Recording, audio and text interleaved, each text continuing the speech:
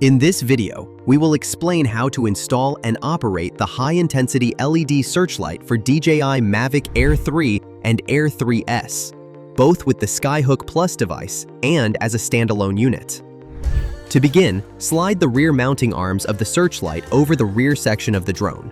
Then, gently pull the front mounting arms outward and slide them down over the drone body until the searchlight is securely mounted. Next, connect the control cable to the Skyhook Plus aux channel. Under the safety menu, scroll to the auxiliary LED option. If it's off, set it on, on, off to toggle the Skyhook aux channel and switch the searchlight on or off. It can also be operated remotely through drone rotation. Quickly rotate the drone more than 2 full right turns clockwise to toggle the Skyhook aux channel and switch the searchlight on or off.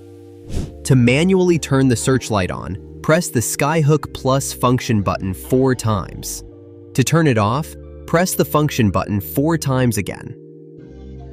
Before takeoff, manually adjust the angle of the LED head according to your operation needs. For battery charging, connect the supplied USB cable to the charging port and plug it into a USB charger. During charging, the red light on the battery pack will flash. Once the battery is fully charged, the red light will remain continuously on. For extended operation, the battery can be easily replaced in the field.